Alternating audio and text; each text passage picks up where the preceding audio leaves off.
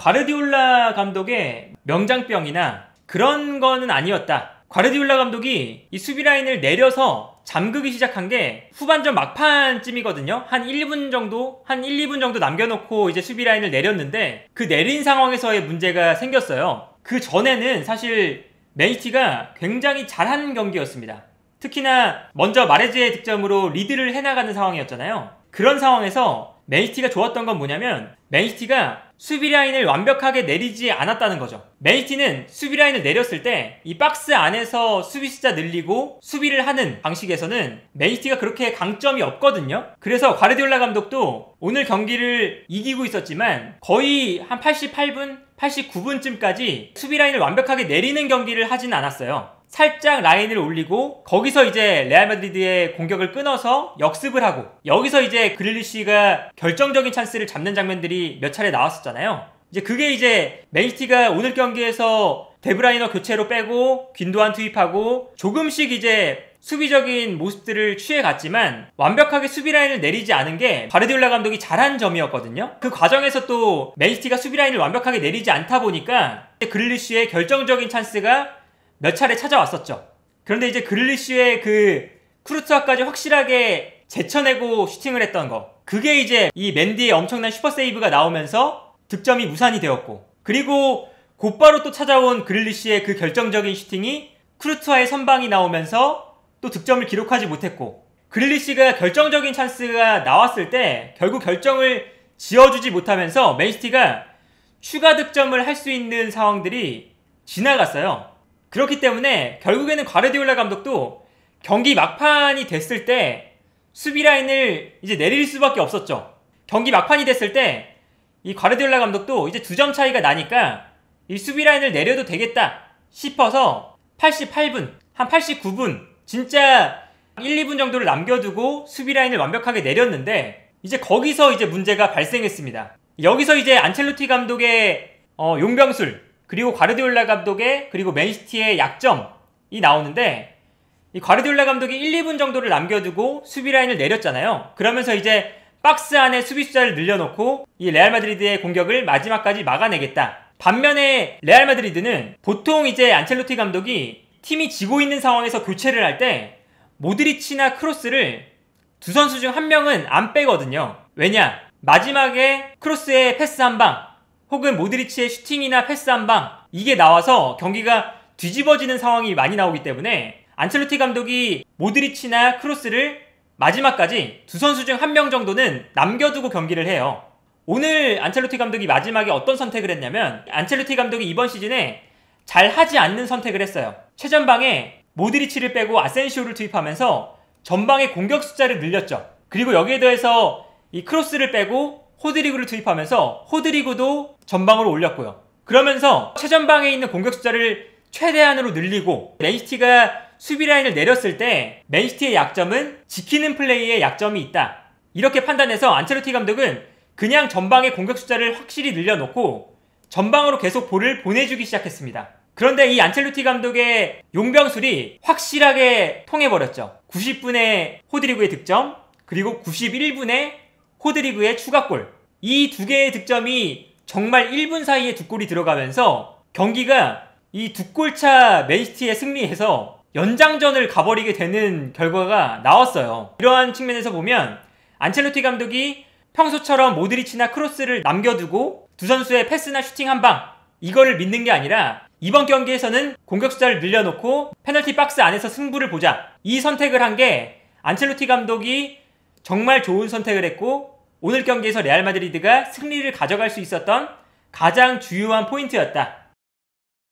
그리고 이제 연장전으로 가서 이제 PK가 나오고 거기서 벤제마의 득점이 나오면서 결국엔 레알 마드리드가 정말 극적인 역전을 이뤄냈는데, 여기서 이제 맨시티가 아쉬웠던 건 무엇이냐? 맨시티가 사실은 88분, 89분까지 두 골차 리드를 하고 있었기 때문에 과르디올라 입장에서도 당연히 이제 공격수들을 빼고 조금씩 이제 수비적인 선수들을 넣으면서 수비적인 전형을 만들었거든요. 공격수들을 빼고.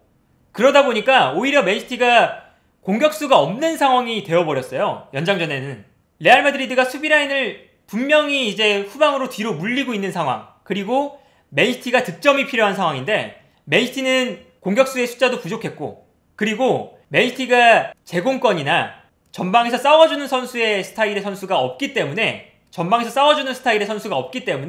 박스 안으로 레알 마드리드처럼 볼을 투입해주는 게 어려웠죠. 그게 이 오늘 경기에서 맨시티가 연장전 전반전에 레알 마드리드에게 역전을 허용하고 따라가지 못했던 가장 큰 이유가 아닐까 하는데, 결국에 맨시티는 만들어 나가는 선수들, 창의적인 선수들이 많지만 박스 안에서 확실하게 결정 지어주고, 박스 안에서 몸싸움을 통해서 공간을 만들어주고, 제공권에 강점이 있고, 이러한 스타일의 공격수가 없기 때문에 득점이 필요할 때 박스 안으로 볼을 투입하는 횟수가 참 적다.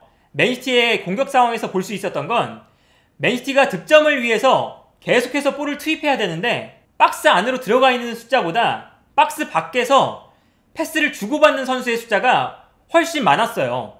득점이 필요한 상황에서. 그렇다는 건 맨시티가 이제 매 시즌마다 나오는 문제점이죠. 확실한 득점 자원이 없다. 그리고 제공권이 좋거나 신체 조건이 좋은 스트라이커가 없다. 이 단점이 오늘 경기 막판에서도 특히 결정적인 상황에서 또다시 나타나지 않았나. 사실 이 맨시티가 이 득점 자원이 좀 고르게 분포가 되어 있죠. 맨시티가 득점을 많이 하는 팀이잖아요. 맨시티는 유럽 내에서도, 유럽 5대 리그에서도 가장 많은 득점을 하는 팀 중 하나인데, 맨시티의 특징은 여러 선수들이 득점을 기록한다는 거예요. 그래서 뭐 데브라이너, 베르나르도 실바, 제주스, 마레즈, 포든, 여러 선수들이 득점을 기록하면서 맨시티가 대량 득점을 하는 팀인데, 그게 이제 좋은 점은 많은 선수들이 득점을 하니까 맨시티를 상대하는 팀들은 어떤 선수가 득점을 할지 예측을 할 수가 없고, 맨시티 입장에서는 득점 루트가 굉장히 다양하다는 장점이 있습니다.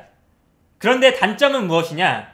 이렇게 결정적인 순간 확실하게 득점을 해줄 수 있는 자원이 살짝 부족하다.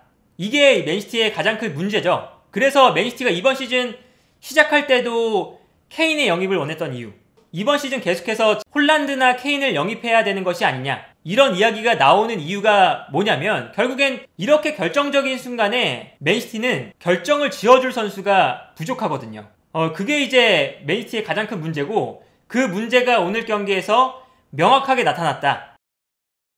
그리고 사실 오늘 과르디올라 감독이 준비해온 경기 흐름이나 경기적인 운영들은 88분까지 좋았어요.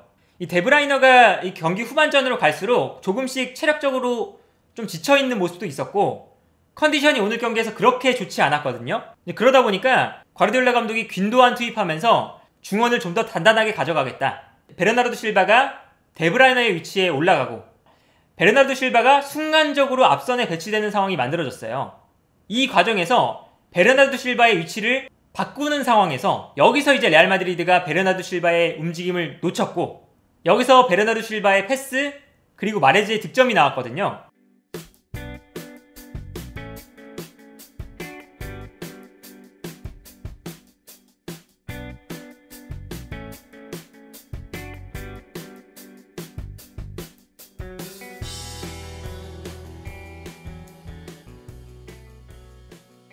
그래서 맨시티가 경기 중반에 귄도안을 투입한 것도 사실은 나쁘지 않은 선택이었습니다.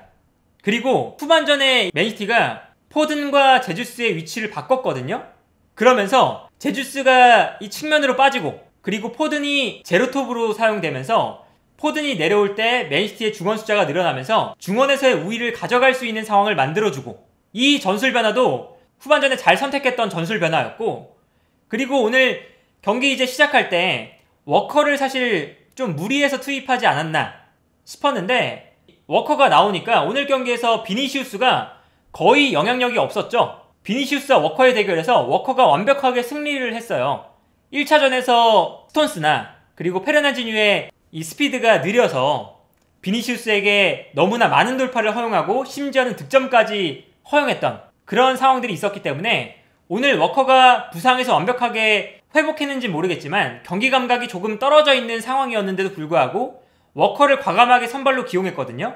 그 선택도 사실은 과르디올라 감독의 선택이 성공을 거둔 거였죠. 사실은 과르디올라 감독이 오늘 경기를 잘 준비해왔고, 그동안 이제 뭐 과르디올라가 전술적인 실험을 너무 많이 한다, 괜히 너무 공격적으로 올라갔다가 수비 뒷공간 허용하는 것이 아니냐, 이러한 비판들이 많았잖아요. 그러면서 챔피언스 리그에서 중요한 순간에 너무 수비가 약해지면서 떨어지는 것이 아니냐, 이런 비판들을 받았던 것과 다르게 오늘 맨시티는 정말 경기 흐름을 잘 주도해 나가면서 88분까지 잘 경기를 만들어낸 경기였습니다. 과르디올라 감독이 마지막에 수비라인을 내린 건 뭐 어떤 감독이었어도 그 선택을 대부분 했을 거예요. 왜냐면 맨시티가 2골 차이 리드를 하고 있었던 상황이기 때문에. 마지막에 과르디올라 감독의 선택이 비판을 많이 받을 것 같긴 한데, 그게 이제 과르디올라 감독의 온전한 뭔가 문제냐, 이렇게는 볼 수가 없을 것 같아요. 제 개인적인 생각에는 교체 전술도 사실은 그렇게 나쁘지 않았던 것 같고요. 제 개인적으로는 과르디올라 감독이. 그리고 수비 라인을 내리는 시점도 나쁘지 않았다. 다만 이 안첼로티 감독이 맨시티의 약점, 수비 라인을 내렸을 때 지키는 플레이가 약하다는 거, 이 박스 안에서의 경쟁력이 좋지 않다는 거, 요 약점을 안첼로티 감독이 정확하게 파악하고 과감하게 모드리치와 크로스를 빼고 호드리그와 아센시오를 투입해서 공격 숫자를 늘려놓은 게 마지막 2분에서 확실하게 발휘가 됐다. 안첼로티 감독의 노림수가 이 마지막 2분에서 2골로 돌아왔다. 안첼로티 감독의 용병술이 완벽하게 통했다, 이거지 과르디올라 감독이 선택이 잘못됐다? 라고 보기에는 사실 어려울 것 같아요.